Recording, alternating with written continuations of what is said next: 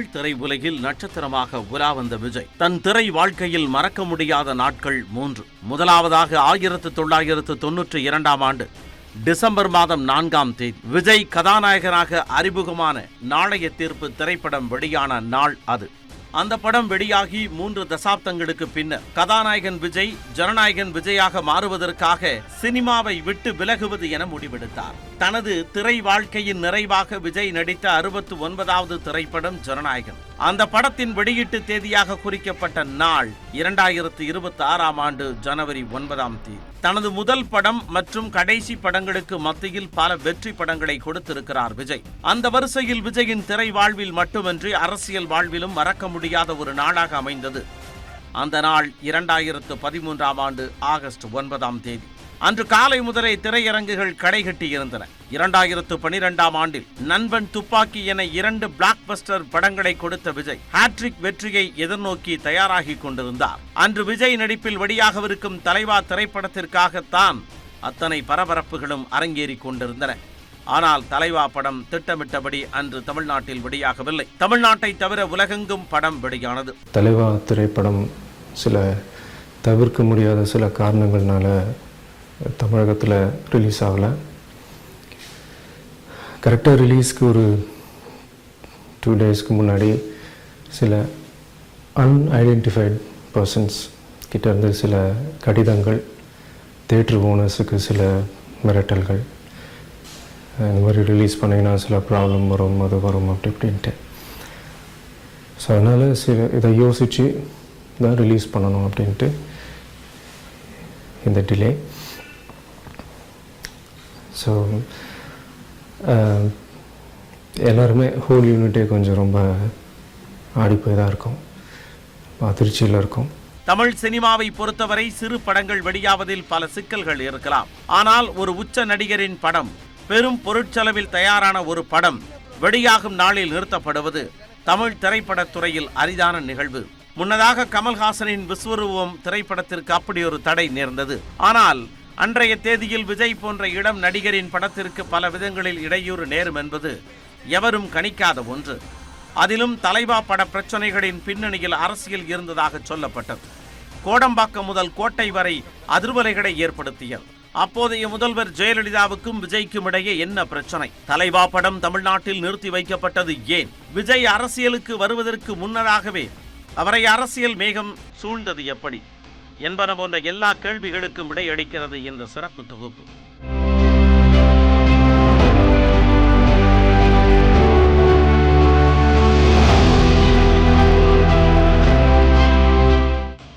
இரண்டாயிரமாவது ஆண்டின் தொடக்கத்தில் விஜய் ஒரு வளர்ந்து வரும் நட்சத்திரம். ஜெயலலிதாவோ அகில இந்திய அளவில் ஆளுமை பெற்ற ஒரு அரசியல் தலைவர். 2 துருவங்களாக இருந்த இந்த இருவருக்கிடையில் பிரச்சனை வர எது காரணமாக இருக்க முடியும் என்று ஆராய்ந்தால் 2002ஆம் ஆண்டு சென்னை மத்திய சிறையில் நிகழ்ந்த ஒரு சம்பவம் முன்னால் நிற்கிறது. பொதுவாக அரசியல் கட்சிகள் நடத்தும் கூட்டங்களில் கலந்து கொள்வோருக்கு பிரியாணி வழங்குவது வழக்கம்.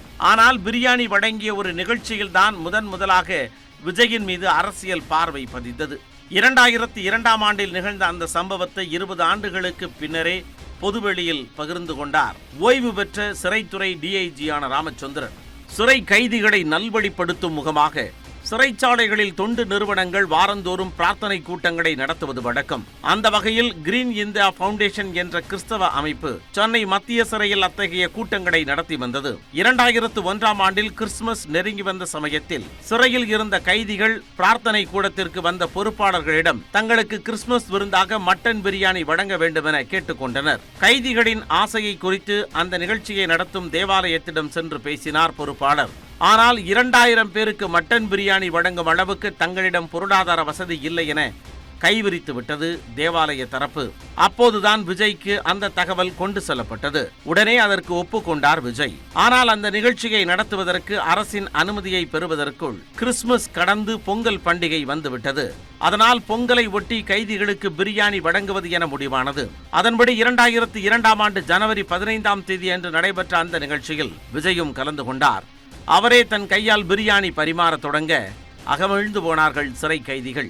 அப்போது சிறைத்துறை அதிகாரியாக இருந்த ராமச்சந்திரனும் விஜயின் தந்தையான எஸ்.ஏ. சந்திரசேகரும் ஏற்கனவே நன்கு அறிமுகமானவர்கள். எஸ்.ஏ. சந்திரசேகர் இயக்கிய நீதிக்கு தண்டனை திரைப்படத்திற்கு கருணாநிதி தான் வசனம் எழுதினார். 1986ஆம் ஆண்டில் கருணாநிதி சிறையில் அடைக்கப்பட்ட போது சிறைக்கே தினமும் வந்து வசனங்களை வாங்கிச் சென்றார் எஸ்.ஏ. சந்திரசேகர். 80களில் ஒரு இயக்குநராக அந்த சிறைக்கு வந்து சென்ற எஸ்.ஏ.சி 2002ஆம் ஆண்டில் ஒரு உச்ச நடிகரின் தந்தையாக மீண்டும் அங்கு வந்தார். அந்த நிகழ்ச்சியின் முடிவில் கைதிகளுக்கு நன்றி தெரிவிக்கும் விதமாக ஒரு கூட்டம் நடைபெற்றது. பத்திரிகையாளர்கள் பலரும் கூடியிருந்த அந்த இடத்தில் பேசத் தொடங்கிய விஜய் வழக்கம் போல ஓரிரு வார்த்தைகளுடன் தன் உரையை முடித்துக் கொண்டார். அதன் பின்னர் சிறைத்துறை சார்பில் நன்றி தெரிவித்து பேசிய ராமச்சந்திரன், பொதுவாக சினிமா கதை விவாதங்கள் நட்சத்திர ஹோட்டல்களில் நடப்பது வழக்கம். ஆனால் எஸ்.ஏ.சி தனது நீதிக்கு தண்டனை படத்திற்கு செலவே இல்லாமல் சிறைச்சாலையிலேயே அதனை முடித்துக் கொண்டார் என்றார். மேலும் அப்போது தந்தை பட்ட கடனை இப்பொழுது பிள்ளை தீர்த்திருக்கிறார் என கைதிகளுக்கு விஜய் பிரியாணி வழங்கிய நிகழ்வை பற்றி நகைச்சுவையாக குறிப்பிட்டார். அத்தோடு நில்லாமல் விஜய் விளம்பரமின்றி பல்வேறு நல்ல காரியங்களை செய்து வருவதாக சொன்ன ராமச்சந்திரன், விஜயும் எம்ஜிஆரை போல பெரும் புகழ் பெறுவார் என்று வாழ்த்தினார். அன்று இனிதே நடந்து முடிந்த அந்த நிகழ்வுதான் மறுநாளில் அரசியல் நெருப்பை பற்ற வைத்தது. சிறையில் நடந்த நிகழ்ச்சியில் விஜய் கலந்து கொண்டது தொடர்பான செய்திகள் மறுநாள் செய்தித்தாள்களில் வெளியாகி முதலமைச்சர் ஜெயலலிதாவின் கவனத்திற்கு சென்றன. கலைஞருக்கு நெருக்கமான எஸ்.ஏ. சந்திரசேகரும் சிறைத்துறை அதிகாரியான ராமச்சந்திரனும் நன்கு பழகியவர்கள் என்பதும் விஜயை எம்ஜிஆரை போல வருவார் என ராமச்சந்திரன் வாழ்த்தியதும் ஜெயலலிதாவுக்கு கோபத்தை ஏற்படுத்தியதாக சொல்லப்பட்டது. ஜனவரி மாதம் 15ஆம் தேதி அன்று நிகழ்ச்சி நடந்த நிலையில் 17ஆம் தேதி கடலூருக்கு இடமாற்றம் செய்யப்பட்டார் ராமச்சந்திரன். அதுதான் நடிகர் விஜய் மீது ஜெயலலிதாவின் பார்வை பட்ட முதல் சம்பவம். அதன் பிறகு திரைத்துறையில் விஜய் அடுத்தடுத்த உயரங்களை தொட்டு தமிழ் சினிமாவின் உச்ச நட்சத்திரங்களில் ஒருவரானார். அந்த காலகட்டத்தில் நிகழ்ந்த குஜராத் பூகம்பம், சுனாமி தாக்குதல் போன்ற இயற்கை சீற்றங்களின் போதெல்லாம் தனது ரசிகர்களுடன் இணைந்து நிவாரண உதவிகளை வழங்கினார் விஜய். அதன் பிறகுதான் விஜயை மேலும் நெருங்கி வந்தது அரசியல்.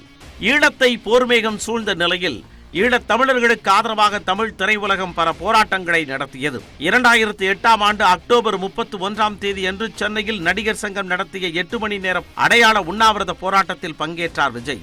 அப்போது ஈழப்போரை நிறுத்துமாறு வேண்டுகோள் விடுத்து பிரதமருக்கு தந்தி அனுப்புமாறு தனது ரசிகர்களிடம் கேட்டுக்கொண்டார் விஜய். அதையடுத்து பல்லாயிரம் பேர் பிரதமருக்கு தந்தி அனுப்பி தங்களது தமிழ் உணர்வையும் மனித நேயத்தையும் பதிவு செய்தனர். அதோடு நில்லாமல் ஈழத் தமிழர்களுக்கு ஆதரவாக நவம்பர் 16ஆம் தேதி அன்று உண்ணாவிரதம் இருக்கப் போவதாக அறிவித்தார் விஜய். தமிழ்நாடு முழுவதும் உள்ள தனது ரசிகர்கள் உண்ணா நோன்பிருந்து தங்களது உணர்வை வெளிப்படுத்த வேண்டும் என்று கேட்டுக்கொண்டார். அதற்கிணங்க விஜயின் ரசிகர்கள் தமிழ்நாடு முழுவதும் 300 இடங்களில் உண்ணாவிரதம் மேற்கொண்டனர். அந்த சம்பவம் தான் விஜய் மீதான அரசியல் கட்சிகளின் பார்வையை மாற்றியமைத்தது. விஜய்க்கு அத்தனை செல்வாக்கு இருக்கிறதா என அரசியல் கட்சிகள் ஆராய்ந்து கொண்டிருந்த காலகட்டத்தில் தனது ரசிகர் மன்றங்களை மக்கள் இயக்கமாக மாற்றினார் விஜய். அதனை அப்போதைய ஆளுங்கட்சியான திமுக ரசிக்கவில்லை. எஸ்.ஏ.சி கலைஞரின் தீவிர ஆதரவாளர் என்ற போதும் சில விரும்பத்தகாத நிகழ்வுகள் அந்த சமயத்தில் அரங்கேறின.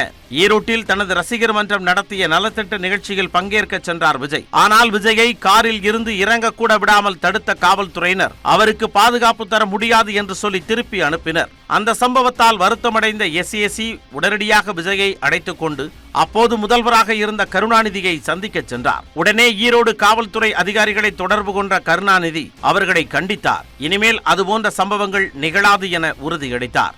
ஆனால் அதன் பிறகும் அதுபோன்ற சம்பவங்கள் தொடர்ந்தன. விஜய் நடித்த படங்களுக்கும் பிரச்சனைகள் வரத் தொடங்கின. 2010ஆம் ஆண்டில் தீபாவளிக்கு திரைக்கு வரவேண்டிய காவலன் படம் கிறிஸ்துமஸுக்கு தள்ளி வைக்கப்பட்டு பின்னர் 2011ஆம் ஆண்டு பொங்கலுக்கு தான் திரை கண்டது. அதன் பின்னணியில் பல்வேறு காரணங்கள் சொல்லப்பட்டன. காவலன் படத்திற்கு முன்னதாக விஜய் நடிப்பில் வெளியான 6 படங்கள் தங்களுக்கு நஷ்டத்தை ஏற்படுத்தியதாக கூறிய விநியோகஸ்தர்கள் படத்தை வெளியிட மாட்டோம் என போர்க்கொடி தூக்கினர். அது மட்டுமின்றி காவலன் படத்துடன் தனுஷ் நடித்த ஆடுகளம் படமும் வெளியானது. ஆடுகளம் படத்தின் தயாரிப்பு நிறுவனம் அதிக திரையரங்குகளை கைப்பற்றியதால் காவலன் திரைப்படத்திற்கு தியேட்டர்கள் கிடைப்பதில் சிக்கல் ஏற்பட்டதாகவும் சொல்லப்பட்டது. அப்படி பல சிக்கல்களுக்கு மத்தியில் ஜனவரி மாதம் 14ஆம் தேதிக்கு பதிலாக 15ஆம் தேதி அன்றுதான் வெளியானது காவலன். அந்த போராட்டம் எஸ்.ஏ.சியை பெரும் மன வருத்தத்தில் தள்ளியது. 2010ஆம் ஆண்டு செப்டம்பர் மாதம் சென்னையில் சைதை துரைசாமியின் மகன் திருமண வரவேற்பு நிகழ்ச்சி நடைபெற்றது. அதில் கலந்து கொண்ட ஜெயலலிதாவை அங்கு வந்திருந்த விஜய் மரியாதை நிமித்தமாக சந்தித்து பேசினார்.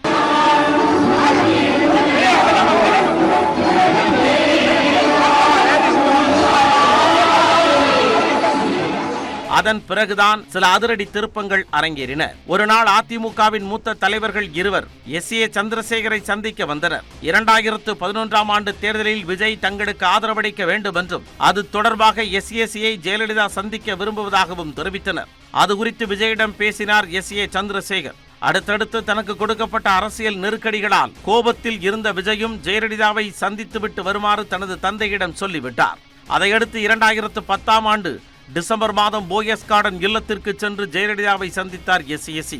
அப்போது காவலன் திரைப்படத்திற்கு ஏற்பட்ட சிக்கல் தொடர்பாக ஜெயலலிதாவை சந்தித்ததாகவும் அது தொடர்பாக மேலும் சில அரசியல் தலைவர்களையும் எஸ்.ஏ. சந்தித்து பேசுவார் என்றும் செய்திகள் வெளியாகின.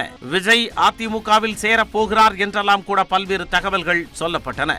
அந்த சூழலில் 2011ஆம் ஆண்டு பிப்ரவரி மாதம் 4ஆம் தேதியன்று மீண்டும் ஜெயலலிதாவை சந்தித்தார் எஸ்.ஏ. அப்போது அதிமுகவுக்கு ஆதரவாக விஜய் மக்கள் இயக்கம் பணியாற்ற வேண்டும் என்று கேட்டுக்கொண்ட ஜெயலலிதா அதற்கு கைமாறாக தாங்கள் என்ன செய்ய வேண்டும் என்றார். தங்களது மாவட்ட தலைவர்கள் 15 பேருக்கு சீட் கொடுக்க வேண்டும் என்றார் எஸ்.ஏ. அப்படியென்றால் விஜய் ஆதரவு தருவதாக பத்திரிகைகளிடம் சொல்லிவிடலாமா என்று கேட்டார் ஜெயலலிதா.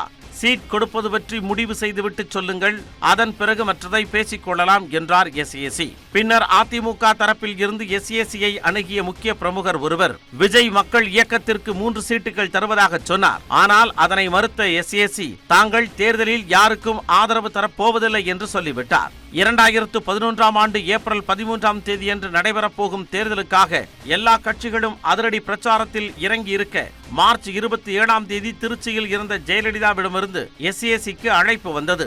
உடனடியாக திருச்சிக்கு விரைந்த எஸ்.ஏ. சங்கம் ஹோட்டலில் ஜெயலலிதாவை சந்தித்தார். அப்போது விஜய் அதிமுகவுக்கு ஆதரவு தந்தால் அவரது படங்களுக்கு எந்த பிரச்சனையுமின்றி நான் பார்த்துக் கொள்வதாக உறுதியளித்தார் ஜெயலலிதா. அதனை ஏற்றுக்கொண்ட எஸ்.ஏ. விஜய் மக்கள் இயக்கம் அதிமுகவுக்கு ஆதரவு அளிப்பதாக செய்தியாளர்கள் மத்தியில் அறிவித்தார். அப்போது திமுக வலுவாக இருக்கும் 40 தொகுதிகளின் பட்டியல் எஸ்.ஏ.யிடம் தரப்பட்டது. தனக்கிருந்த 2 வார கால அவகாசத்தில் 39 தொகுதிகளில் பிரச்சாரம் செய்தார் எஸ்.ஏ. அவற்றில் 38 தொகுதிகளில் அதிமுக கூட்டணி வெற்றி பெற்றது. 2011ஆம் ஆண்டு தேர்தலில் தனி பெரும்பான்மை பெற்று ஆட்சியை கைப்பற்றியது அதிமுக. அப்போது விஜயும் எஸ்.ஏ. சந்திரசேகரும் போயஸ் கார்டனுக்கு சென்று ஜெயலலிதாவுக்கு வாழ்த்து தெரிவித்தனர். அதுவே ஜெயலலிதா தோழமையோடு பேசிய கடைசி சந்திப்பாகவும் ஆனது. சந்திப்புக்கு பின்னர் செய்தியாளர்களிடம் பேசிய எஸ்.ஏ. சந்திரசேகர் ராமருக்கு அணில் உதவியது போல அதிமுக வெற்றிக்கு நாங்கள் உதவி இருக்கிறோம் என்றார். அதிமுக கூட்டணியின் வெற்றிக்கு விஜய் மக்கள் இயக்கம் கடுகளவு கூட உரிமை கொண்டாடியதை கூட ஜெயலலிதா ரசிக்கவில்லை. அதன் பின்னர் நடைபெற்ற திரைப்பட விழா ஒன்றில் பேசிய நாம் தமிழர் கட்சியின் ஒருங்கிணைப்பாளர் சீமான் ஆட்சி மாற்றத்தை நிகழ்த்திவிட்டு அமைதியாக உட்கார்ந்திருக்கிறார் தம்பி விஜய் என்று சொன்னார். அடுத்தடுத்து நடந்த இந்த நிகழ்வுகள் ஜெயலலிதாவுக்கு கோபத்தை ஏற்படுத்தின. இவற்றையெல்லாம் கடந்து 2011ஆம் ஆண்டு டிசம்பர் மாதம் தமிழ்நாட்டை தானே புயல் தாக்கிய போது கடலூர் மற்றும் புதுச்சேரிக்கு நேரில் சென்று நிவாரண உதவிகளை வழங்கினார் விஜய். அந்த நிகழ்விலும் அடுத்தடுத்து நடைபெற்ற விஜயின் திரைப்பட நிகழ்வுகளிலும் கூடிய கூட்டம் விஜயின் அரசியல் பயணத்திற்கு அச்சாரமாக இருக்கலாம் என அதிமுக கருதியது. அதன் பிறகே விஜயின் படங்களுக்கு அடுத்தடுத்து பிரச்சனைகள் வரத் தொடங்கின. 2012ஆம் ஆண்டு தீபாவளிக்கு வெளியாகவிருந்த துப்பாக்கி படத்தின் பெயரை மாற்ற கோரி கள்ள துப்பாக்கி என்ற திரைப்பட குழுவினர் வழக்கு தொடர்ந்தனர். அந்த பிரச்சனை சரி செய்யப்பட்ட நிலையில் படத்தில் இஸ்லாமியர்களை தவறாக சித்தரிப்பதாக குற்றம் சாட்டி சில இஸ்லாமிய அமைப்புகள் போர்க்கொடி தூக்கின. அதனால் சில காட்சிகளை நீக்கிய பிறகே துப்பாக்கி திரைப்படம் வெளியானது. தலைவா திரைப்படம் ஒரே ஒரு வசனத்தால் பெரும் சிக்கலை சந்தித்தது. படத்தின் போஸ்டரில் பட தலைப்புக்கு கீழே டைம் டு லீட், அதாவது தலைமையேற்கும் தருணம் என்கின்ற வாசகம் இடம் பெற்றிருந்தது. அது அப்போதைய முதலமைச்சர் ஜெயலலிதாவை கோபப்படுத்தியதாக பேச்சுக்கள் எழுந்தன. 2013ஆம் ஆண்டு ஆகஸ்ட் 9ஆம் தேதி அன்று தலைவா திரைப்படம் வெளியாகும் என அறிவிக்கப்பட்டிருந்தது. ஆனால் ஆகஸ்ட் 6ஆம் தேதி அன்று சென்னை மயிலாப்பூரில் உள்ள மல்டிபிளெக்ஸ் திரையரங்கிற்கு ஒரு கடிதம் வந்தது. தலைவா திரைப்படத்தை திரையிடக்கூடாது என்றும் தங்களது எச்சரிக்கையை மீறி வெளியிட்டால் திரையரங்கில் குண்டு வெடிக்கும் என்றும் அந்த கடிதத்தில் குறிப்பிடப்பட்டிருந்தது. அதேபோல மேலும் சில திரையரங்குகளுக்கு கடிதம் வாயிலாகவும் தொலைபேசி வாயிலாகவும் மிரட்டல்கள் வந்தன. அத்தோடு ஓரிரு நாட்களில் வெளியாகவிருந்த தலைவா திரைப்படத்திற்கு அப்போது வரை கேளிக்கை வரி விலக்கு எதுவும் வழங்கப்படவில்லை. அதனை தாண்டி தலைவா திரைப்படத்தின் கதை அரசியல் தொடர்புடையது என்றும் அதனாலேயே திரைப்பட வெளியீட்டிற்கு சிக்கல் வந்திருப்பதாகவும் ஒரு தகவல் பரவிக் கொண்டிருந்தது. அதனை மறுக்கும் விதமாக அறிக்கை ஒன்றை வெளியிட்டார் விஜய். அதில் தலைவா குடும்பத்தோடு பார்க்கக்கூடிய ஜனரஞ்சகமான படமாக வந்திருக்கிறார். காதல், ஆக்ஷன், காமெடி என எல்லாவற்றுக்கும் முக்கியத்துவம் தரப்பட்டிருக்கிறது. படத்தில் துடியும் அரசியல் கிடையாது, யாரோ சிலர் பரப்பு வெறும் வதந்திகளை நம்ப வேண்டாம் என்று குறிப்பிட்டிருந்தார் விஜய். ஆனாலும் தலைவா வெளியீட்டிற்கான சிக்கல் தணிந்தபாடில்லை. ரிலீஸுக்கு முந்தைய நாள் தயாரிப்பாளர்கள், விநியோகஸ்தர்கள் மற்றும் திரையரங்க உரிமையாளர்களின் அவசர கூட்டம் நடைபெற்றது. எப்படியாவது படத்தை வெளியிட்டுவிட வேண்டும் என்கின்ற முனைப்போடு விஜயின் தந்தை S.A. சந்திரசேகரும் தலைவா படத்தின் தயாரிப்பாளரும் பேச்சுவார்த்தையில் ஈடுபட்டனர். ஆனால் திரையரங்குகளுக்கு வந்த மிரட்டல்கள், வரி விலக்கு வழங்கப்படாதது ஆகியவற்றை காரணம் காட்டி திரைப்படத்தை வெளியிட மறுத்துவிட்டார்கள். அந்த சமயத்தில் கோடநாடு எஸ்டேட்டில் இருந்தார் முதலமைச்சர் ஜெயலலிதா. ஆகஸ்ட் 8ஆம் தேதியன்று படத்தின் தயாரிப்பாளர் மற்றும் இயக்குனரோடு நேரடியாக கோடநாடு எஸ்டேட்டுக்கு சென்றார் விஜய். அனுமதி பெறாமல் முதல்வரை சந்திக்க செல்வது முறையல்ல என்று SAC எடுத்துச் சொன்ன போதும் எப்படியாவது படத்தை வெளியிட்டுவிட வேண்டும் என்ற ஆதங்கத்தில் சென்னையில் இருந்து புறப்பட்டார் விஜய். தேர்தலுக்கு முன்னதாக SACயை பலமுறை அழைத்து பேசிய ஜெயலலிதா அன்று தன்னை தேடி விஜய் வந்திருப்பதை சந்திப்பதை தவிர்த்தார். முதல்வரை சந்திக்க முடியாத நிலையில் அவரை சந்திப்பதற்கு அனுமதி கேட்டு கடிதம் மட்டும் கொடுத்துவிட்டு அங்கிருந்து ஏமாற்றத்துடன் புறப்பட்டார் விஜய். அந்த சூழ்நிலையில் ஆகஸ்ட் 9ஆம் தேதி திட்டமிட்டபடி உலகெங்கும் வெளியானது தலைவா திரைப்படம். ஆனால் தமிழ்நாட்டில் மட்டும் வெளியாகவில்லை. அப்பொழுது படத்தை வெளியிட தமிழ்நாடு முதலமைச்சர் ஜெயலலிதா உதவ வேண்டும் என்கின்ற கோரிக்கையோடு வீடியோ ஒன்றை வெளியிட்டார் விஜய். தலைவா திரைப்படம் சில தவிர்க்க முடியாத சில காரணங்கள்னால தமிழகத்தில் ரிலீஸ் ஆகலை. கரெக்டாக ரிலீஸ்க்கு ஒரு 2 டேஸ்க்கு முன்னாடி சில அன்ஐடென்டிஃபைட் பர்சன்ஸ் கிட்ட இருந்து சில கடிதங்கள், தேட்டர் ஓனர்ஸுக்கு சில மிரட்டல்கள், இந்த மாதிரி ரிலீஸ் பண்ணிங்கன்னா சில ப்ராப்ளம் வரும், அது வரும் அப்படின்ட்டு. ஸோ அதனால் இதை யோசித்து தான் ரிலீஸ் பண்ணணும் அப்படின்ட்டு இந்த டிலே. ஸோ எல்லாருமே ஹோல் யூனிட்டே கொஞ்சம் ரொம்ப ஆடிப்போய் தான் இருக்கும், அதிர்ச்சியில் இருக்கும். இது நாங்கள் மாண்புமிகு தமிழக முதல்வர் அம்மா அவர்களை சந்திக்கணும்னு சொல்லிட்டு ஒரு அப்பாயின்மெண்ட் கேட்டிருக்கோம். அவங்க கூடிய சீக்கிரம் எங்களை மீட் பண்ணுவாங்கன்னு நாங்கள் நம்புகிறோம். அம்மா அவர்கள் தமிழகத்தில் எவ்வளோ நல்ல விஷயங்கள் அவங்க செஞ்சுக்கிட்டு இருக்கிறாங்க. தமிழகத்தையே ஒரு முதல் மாநிலமாக கொண்டு வரணும்னு சொல்லி உழைச்சிக்கிட்டு இருக்கிறாங்க. ஸோ தமிழக மக்களுக்கு இவ்வளோ நல்லது செய்கிற அவங்க இந்த தலைவா பிரச்சனையிலையும் தலையிட்டு இதுக்கு ஒரு நல்ல முடிவு கொடுத்து கூடிய சீக்கிரம் இதை ரிலீஸ் பண்ணுவாங்கன்னு நாங்கள் நம்புகிறோம். ஒரு வழியாக தலைவா படத்தின் பிரச்சனைகள் பேசி முடிக்கப்பட்டு ஆகஸ்ட் மாதம் 20ஆம் தேதியன்று படத்தை வெளியிடுவது என தீர்மானிக்கப்பட்டது. அந்த சமயத்தில் ஜெயலலிதாவுக்கு நன்றி தெரிவித்து வீடியோ வெளியிட்டார் விஜய். அப்போது வெளியான படத்தின் விளம்பரங்கள் அனைத்திலும் டைம் டு லீட் என்கின்ற வாசகம் நீக்கப்பட்டிருந்தது. அதன் பின்னரும் அதிமுக ஆட்சி காலத்தில் விஜயின் படங்களை திரையிடுவதில் சிக்கல்கள் நீடித்து வந்தன. 2014ஆம் ஆண்டில் AR முருகதாஸ் இயக்கத்தில் விஜய் நடித்த கத்தி படம் இலங்கை அதிபர் ராஜபக்சேவுக்கு நெருக்கமான லைகா நிறுவனத்தின் தயாரிப்பு என்று குற்றம் சாட்டிய சில அமைப்புகள் படத்தை திரையிட எதிர்ப்பு தெரிவித்தன. அந்த பிரச்சனை பேசி தீர்க்கப்பட்ட நிலையில் கோபி நயினாரின் கதையை திருடி கத்தி படம் எடுக்கப்பட்டதாக ஒரு சர்ச்சை எழுந்தது. 2014ஆம் ஆண்டில் இலங்கை பாதுகாப்பு அமைச்சகத்தின் இணைய பக்கத்தில் ஜெயலலிதாவை பற்றி மோசமான விமர்சனம் செய்யப்பட்டிருந்தது. அது தொடர்பாகவும் மீனவர்களின் நலனுக்காகவும் திரைப்படத்துறையினர் நடத்திய போராட்டத்தில் கலந்து கொண்ட விஜய் ஜெயலலிதாவுக்கு ஆதரவாக கருத்து தெரிவித்து பேசினார். நம்மளுடைய தமிழக முதலமைச்சர் அம்மா அவங்களுடைய கஷ்டத்தை தீர்க்கிறதுக்கு எவ்வளவோ ஸ்டெப்ஸ் எடுத்துக்கிட்டு இருக்காங்க.